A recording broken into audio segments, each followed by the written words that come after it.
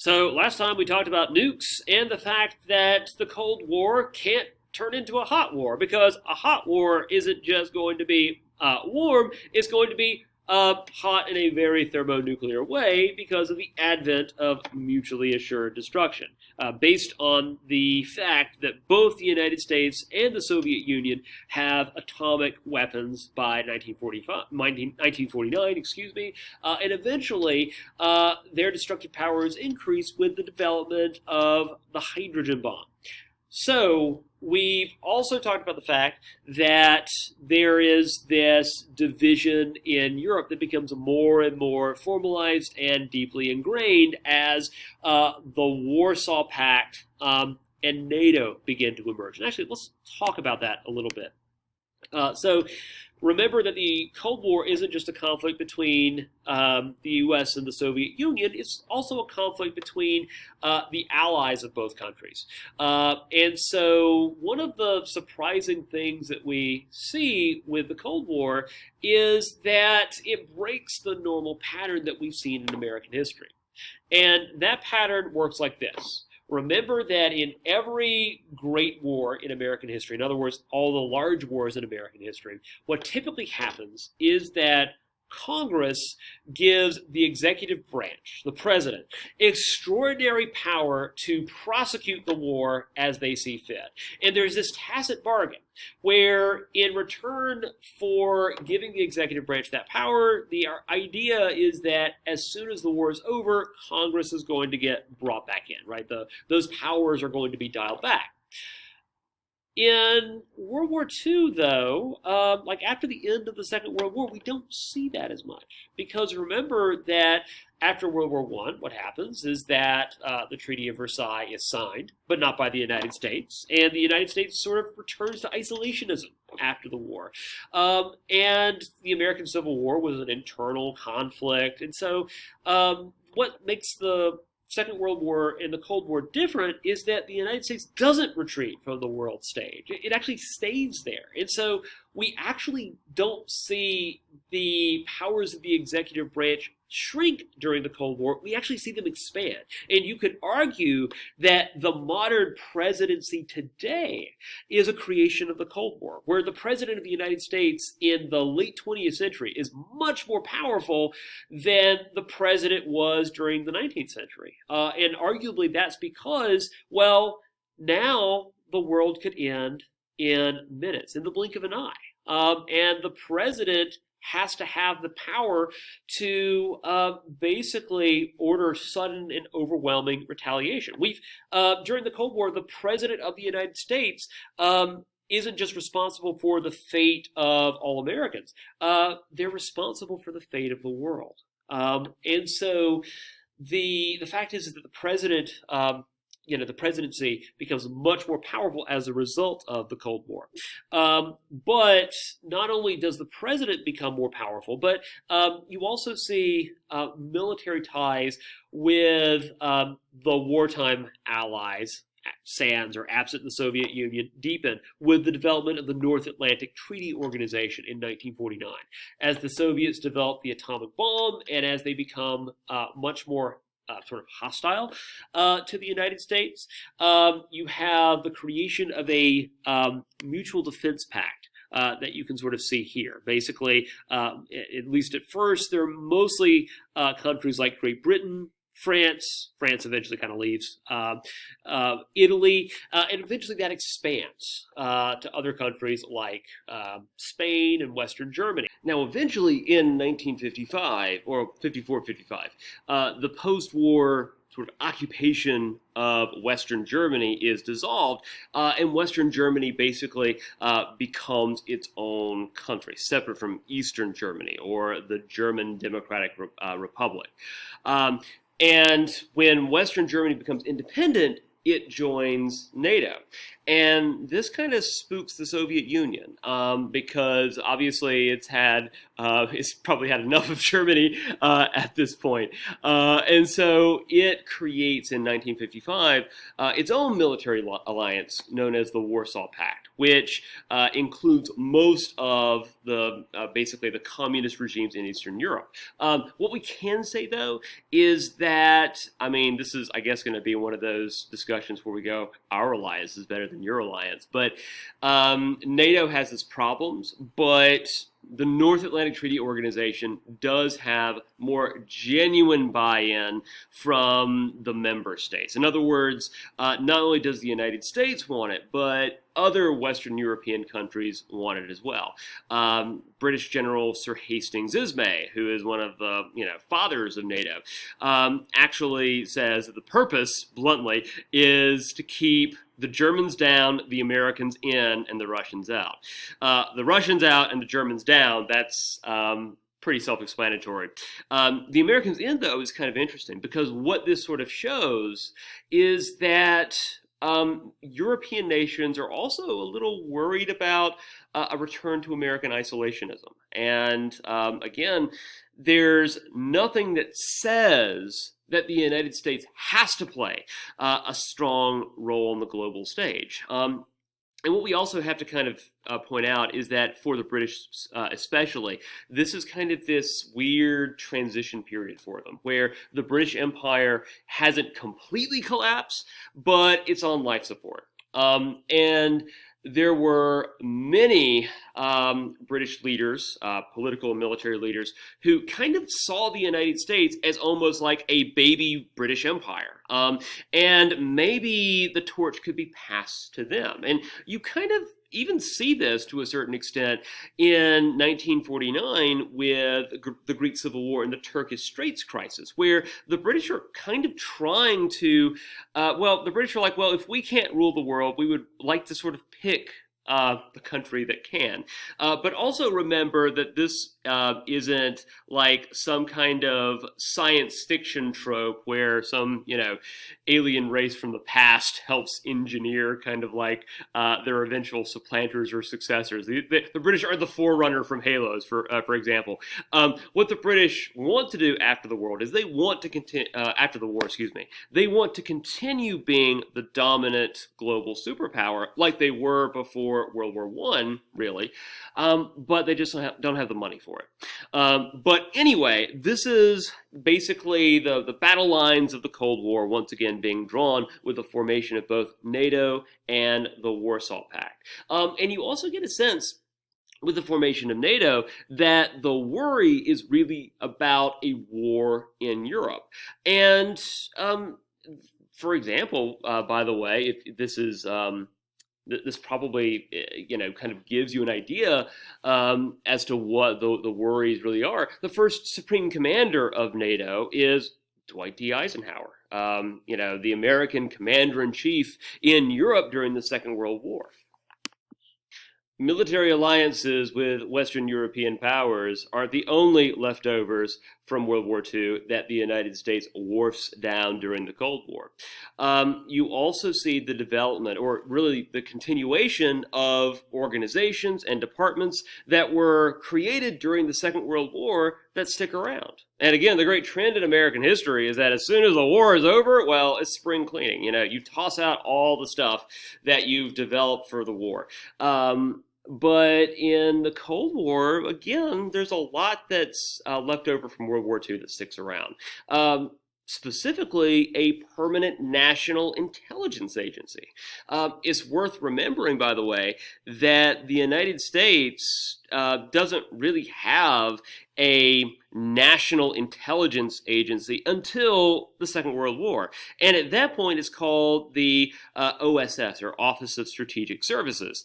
And to be honest, it's kind of like a copy-pasting job of Britain's MI6 and MI5, if we're being honest. And to be also being honest, the United States has never really felt a great need to have a national intelligence gathering agency under the control of the federal government. Thank you very much, isolationism. But because the Cold War is not about conventional armies, it's not about, mass mobilizations. It's more about winning the hearts and minds of people. And when you're dealing with that kind of thing, espionage and spy work becomes much more important to a certain extent. So it maybe shouldn't surprise us that in 1947 we see the establishment of the Central Intelligence Agency. The Central Intelligence Agency itself is really designed for the Cold War. And of course, for better or for worse, the Central Intelligence Agency does a lot of the fighting of the Cold War, and we'll see some examples of that. One of the surprising impacts of the Cold War is that after World War II, this period where the United States should be less militarized than it was between 1941 to 1945, it becomes more militarized. Again, the United States has never been really a military superpower. I mean, there have been periods of time where the United States has amassed a lot of military power, but that was always very situational. The Union Army was the largest in the world at the end of the American Civil War, and then again, as soon as the war is over, it gets mothballed. And you see something very similar happen at the end of World War II for a while. But again, because of the Cold War, we basically reverse course. In 1947, at the same time the Central Intelligence Agency is created, you also see the creation of another executive department called the National Security Council, which is created, by the way, both the Central Intelligence Agency and the National Security Council are created by the National Security Act. So the National Security Council is a council of the president's top foreign policy, military, and economic advisors.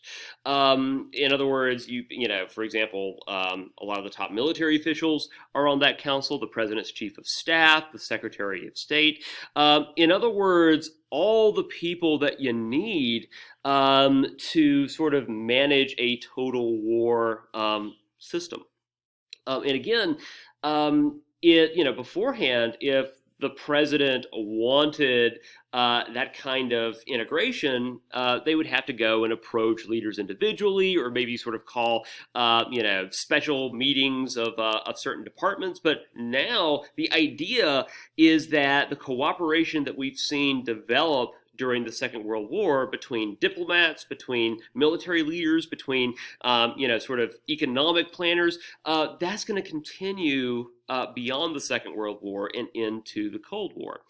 And one thing that the National Security Council encourages through what's called NSC 68 is that it calls upon Congress to allot more money for defense and the containment of communism. This is sort of what, in other words, they're calling Congress to put teeth into the Truman Doctrine and the idea of containment. NSC 68, though, is more significant than, just giving the Truman Doctrine some more muscle.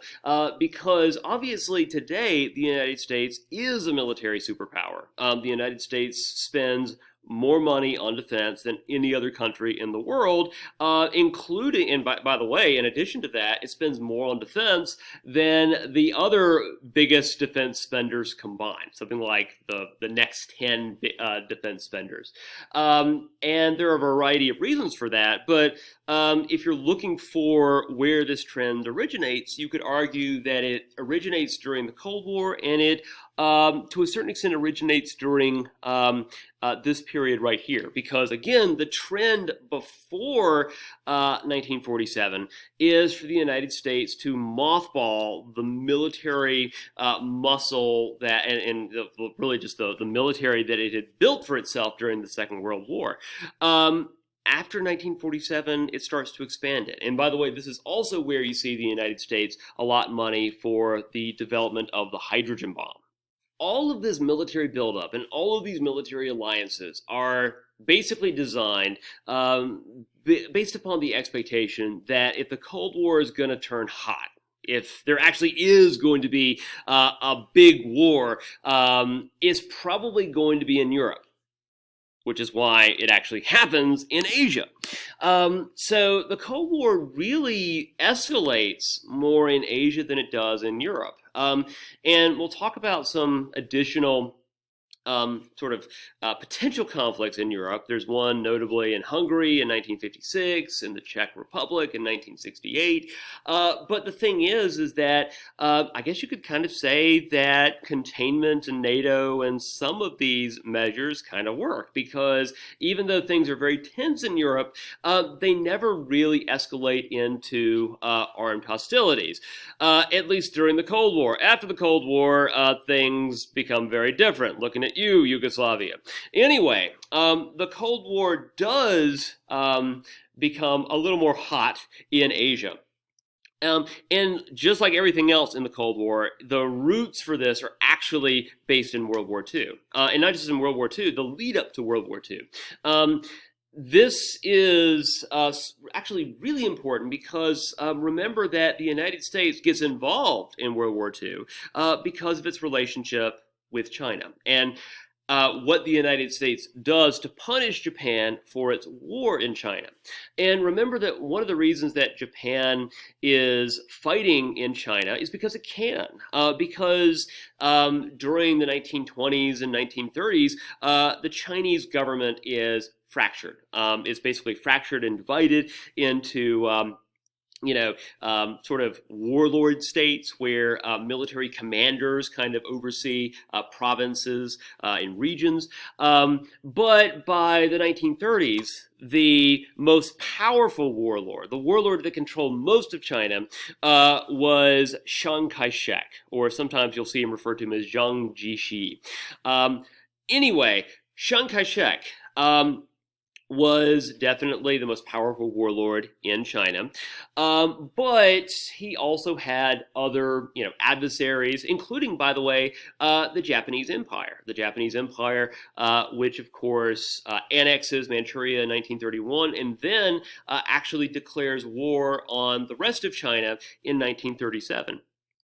Chiang has that to worry about, and by the way, even though if you look at the populations of Japan and China then and now, there's kind of it's very lopsided in China's favor. But the problem is that Japan was an industrialized society and it had a mostly modernized army, whereas the army of Chiang Kai-shek was kind of a pre-modern army, or at least it was modernizing when war with Japan broke out.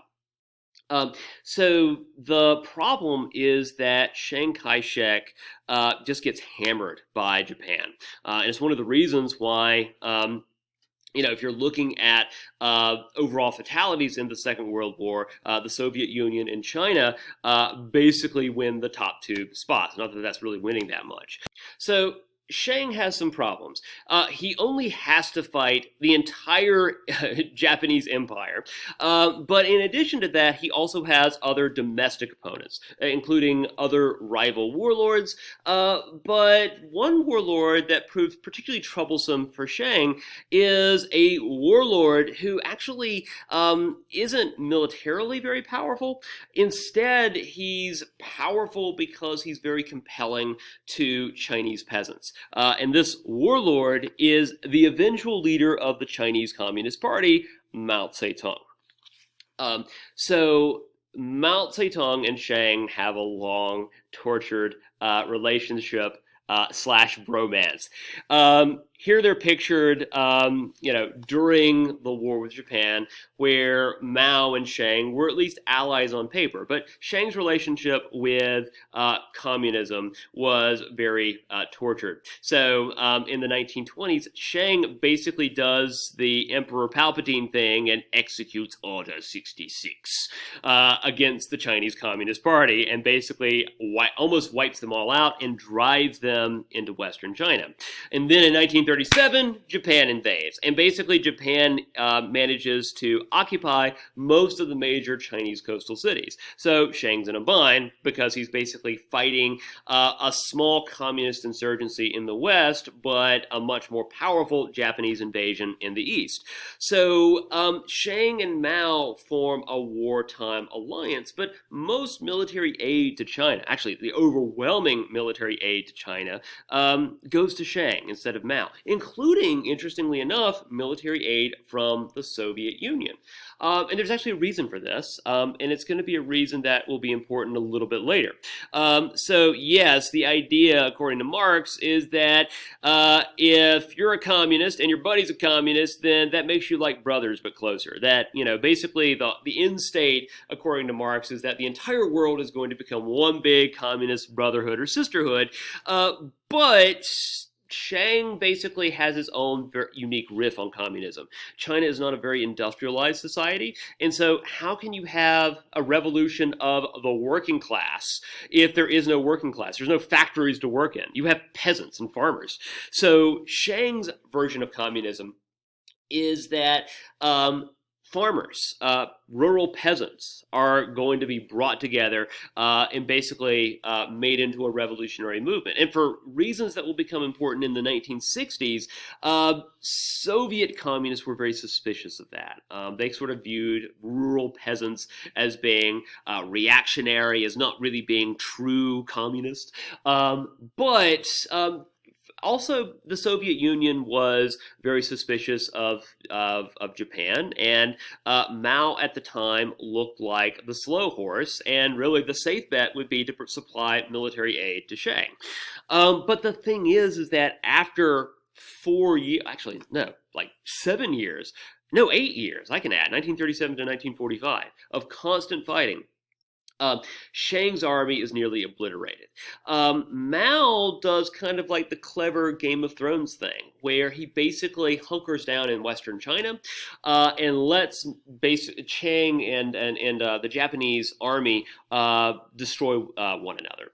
And so what happens is that in 1945, almost as soon as Japan is defeated, that wartime alliance between Shang and Mao breaks down. Shang is still more powerful on paper, but 4 years of war, again, have worn down Shang's forces. They're demoralized, and also just because of wartime stresses, the Chinese army under Shang becomes more corrupt and more inefficient.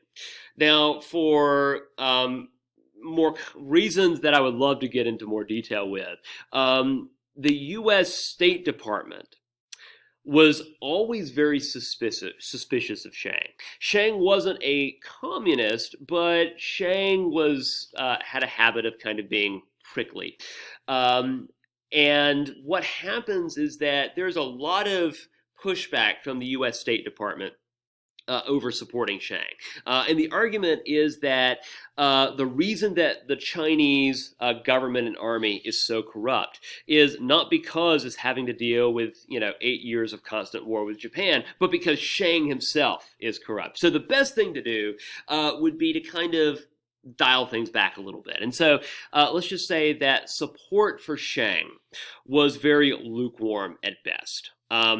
But the United States still supported Shang on paper. Again, Shang is not a lowercase d Democrat. He's not necessarily a supporter of the idea of democracy. But what he is an anti-communist warlord. And again, the United States supports many leaders like Shang during the Cold War. So after World War II ends, Mao Zedong emerges from Western China, and his followers have been relatively shielded from the worst of World War II, the Chinese Civil War begins, and Mao's forces slowly but surely begin to push Shang's forces back and back and back until there's nowhere left to go, until Shang's government literally has to leave China. As many of you know, Chiang actually relocates his government in exile to the island of Taiwan, which the United States, up until the 1970s, recognized as real China.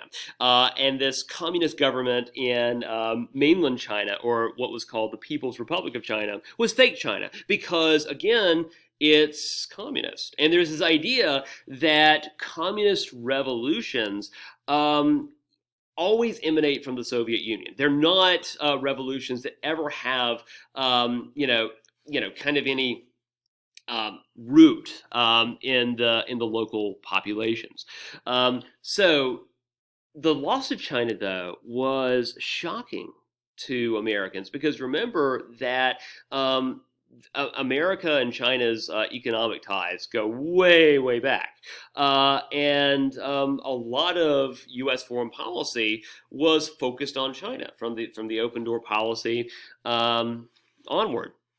So Harry Truman gets a lot of criticism for allowing China to become communist. Now, of course, that in itself it sounds a little strange because it is another country's internal affair. It's a civil war that happens in another country. It would be kind of like Napoleon III saying, "Man, I allowed the U.S. to go Union during the Civil War." Like, it doesn't make a whole lot of sense. But remember that during the Cold War, it's all about containing communism. And like an epidemic, if somebody has the flu, that's not just their problem. That could easily become your problem if it spreads. Now, case in point, the fact is that during the Cold War, let's just say that the roots of communism in China were domestic rather than located in the Soviet Union. But that point is kind of lost during just the shock of the loss of China during the Civil War. So that is the origin story of Mao Zedong. Let's talk about the origin story of his biggest fan, Kim Jong-un. Or at the very least, Kim Jong-un's grandfather, Kim Il-sung. So, again, let's go back to World War II. Sorry. So the Korean Peninsula, like China, was occupied by the Japanese Empire. But Korea's occupation actually goes way, way back to the 1890s.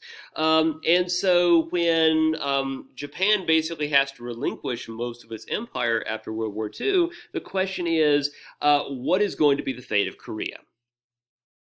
Just like with Germany, the initial idea is, just as kind of like a wartime expediency measure, is to divide the country into a Soviet zone of occupation, and then a southern zone that's basically going to be a non-Soviet or American zone of occupation. And basically, after a little bit of time has passed, you basically use free and fair elections to kind of determine what shape the new Korean government is going to take. So it's basically, the Yalta formula applied to the Korean Peninsula. But we also know that because of what happens during the Cold War, these temporary wartime measures become permanent. East Germany and West Germany become different countries. But at least in the case of Germany, that really is temporary if you consider something like 45 years temporary. But in the Korean case, however, it becomes much, much more permanent as of 2021. So Kim Il-sung, pictured here with his radiant white teeth, was the leader of Korea's Communist Party, and he really got on the good side of Joseph Stalin. By the way, Joseph Stalin was sometimes an unpredictable friend/acquaintance, but he could be very generous depending upon the day because Stalin and the Soviet Union equips Kim Il-sung's North Korea with a modern, well-trained, and well-equipped army that featured kind of the latest Soviet technology.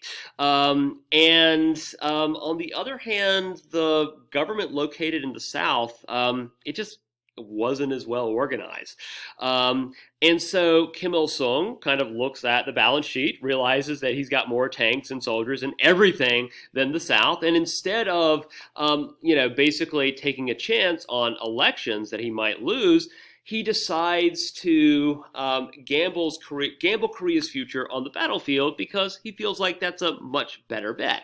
So North Korean forces invade South Korea on June of 1950. Now, what's kind of interesting about this is that in response to this, the United Nations convenes a special session in which this aggression is condemned. And for the first and one of the only times, there might be another exception here that I can't think of, the United Nations actually authorizes, a military force, not peacekeepers, not like the blue helmet guys, but an army to be sent to the Korean Peninsula under an American Supreme Commander, in this case, General Douglas MacArthur, yet another leftover of the Second World War. And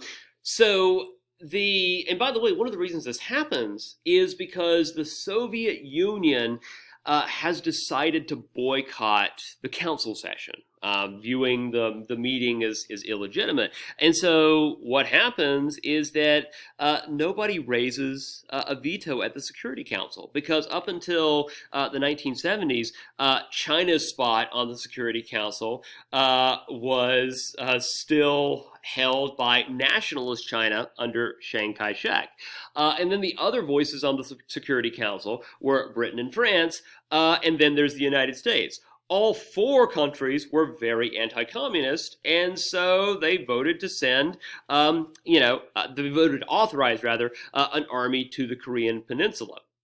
Now, what's interesting about this, though, is President Truman doesn't call this a war. Even though tens of thousands of Americans are killed in the Korean War, it's not a war. Because if it's a war, what might happen is that, the United States is being attacked, right? At that point, other members of NATO should sort of flock to help it, right? And of course, if you are at war with somebody, that might also authorize the use of nuclear weapons. And of course, if you use nuclear weapons, maybe the Soviet Union is going to feel like it should respond. So, in other words, you see a lot of fighting in the Cold War. The Cold War is still, in many cases, a hot war. The reason why we don't call some of these engagements wars is because if it's a war, well, then it could spiral into World War III. And so what Truman says is that this is a police action in which, only hundreds of thousands of people, actually millions of people, are killed if you're looking at all the parties during the Korean War. So back to MacArthur just for a minute, though. You might remember MacArthur from the Bonus Army. This is the guy who, if you give him a job, he's going to get it done, but the way he gets it done might be mildly horrifying, and he might sort of, do whatever it takes to get it done. And so MacArthur basically manages to surround North Korea's army by basically landing behind it through this sort of like ninja D-Day landing at Incheon. And this sort of breaks the back of North Korea's army. And so at that point, the United Nations goes on a counteroffensive. Now, as this is happening, though, Mao Zedong, who has just emerged as the victor in the Chinese Civil War, begins sending strong signals that the Chinese government will not tolerate a United Nations army that is chiefly composed of capitalist, imperialist Americans near the border of China. Because remember that North Korea shares a border with China.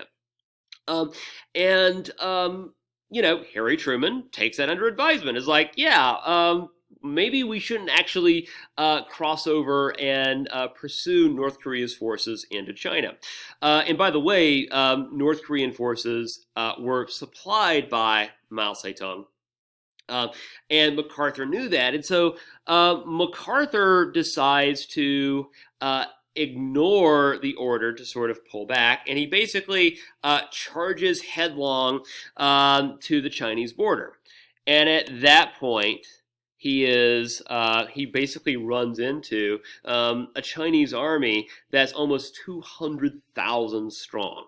Now, what's interesting is that this begins another phase of the Korean War. What began as a Korean Civil War now becomes a shooting war between the United States and China. Except it's not a war; it's a police action. And except that the 200,000 Chinese troops aren't actually Chinese troops; they are Chinese volunteers who are helping their communist brethren, but they don't fight for the Chinese government officially. They just have Chinese officers and Chinese equipment, and they're supplied from China, but they're volunteers. Just using vacation time, I suppose. That just kind of shows you the warped logic of the Cold War. But despite all the absurdity, what wasn't absurd and was just tragic is the horrible conditions that ensued during the Korean War. Because of this Chinese counterattack, American forces are pushed back. And we also need to emphasize that the Korean War was not a total war. It's really strange because it's a war that uses a lot of the technology and equipment from World War II, a lot of the same generals, and in fact, a lot of the same troops in the Second World War. But it's not a total war. And it's also, we have to say, kind of an unpopular war, partially because Americans themselves, it's hard to rally behind a police action. Have we arrested Kim Il-sung yet? That wasn't an actual battle cry, but, Americans found it difficult to understand what our interests in the Korean War actually were. And, even if you buy into the logic of containment, you're not really fighting in places like Korea or Vietnam, to save those countries. You're really fighting to protect your own country from communist infiltration. So again, that just kind of shows you how complicated the logic of the Cold War could actually be in these cases. But again, the Korean War is sometimes called the Forgotten War because if you look at opinion polling data from this time period, approval for the war wasn't very high. It was actually less popular, arguably, than the Vietnam War. That gets a little complicated because the Vietnam War was a war in which people were either really strongly in favor of or really strongly opposed to it. And we talked a little bit about that in World War I, where it was hard to kind of be on the fence about it. In the Korean War, it's more like just Americans are confused. They're on the fence about it, and they're unsure why we're there in the first place. That being said, even though it's a police action, almost 40,000 Americans die in the conflict. If you compare that to other conflicts in the Cold War, like Vietnam, Vietnam was a major war, but it was a very protracted war. Many Americans are dying, but they're dying over a very long period of time, almost 20 years, actually. Whereas in the Korean War, you have lots of Americans getting killed in a small window of time, really 2 to 3 years for the most part. And most of those casualties occur during the Chinese phase, when Chinese troops counterattack after MacArthur exceeds the instructions given to him by President Truman. Now, the thing is, though, is that MacArthur is a little full of himself. I wonder. You couldn't tell that from this picture. So MacArthur's not really sorry for what he did, and in fact, when MacArthur is called by Truman to explain his actions, what MacArthur says is that not only was this the right call, but we need to push into China more. In fact, MacArthur calls for authorization to drop dozens of atomic bombs across the Chinese border to destroy those supply bases that are helping Kim Il Sung's North Korean army. And so eventually, Truman, after this, this push to escalate the war in China, Truman actually orders MacArthur to be fired. And this was actually kind of controversial at the time, partially because Americans didn't really know sort of the full picture at the time, and also partially because MacArthur was a famous World War II general, probably not as famous as like Eisenhower, but remember that he was the dominant army commander in the Pacific, was the person who supervises Japan's surrender ceremony in August of 1945, and Truman gets some flack for that. But what we can say is that for all the absurdities of the Korean War, it doesn't lead to World War III, even though the Soviet Union is heavily involved and China's Army of Volunteers is directly involved. The fact is that it doesn't spin out of control, and the two sides, after basically the conflict stalemates, they signed what's called the Korean Armistice Agreement, which, by the way, is an armistice. It's a pause in hostilities.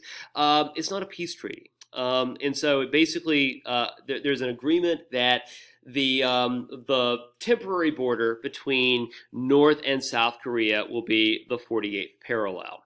But again, the two sides have never formally sort of resolved their differences.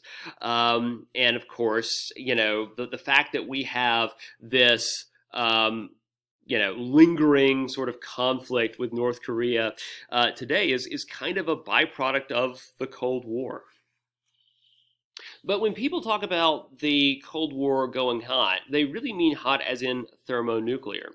To talk about that, we will need to discuss the Cuban Missile Crisis and more when we get to the politics of the Cold War. Till next time.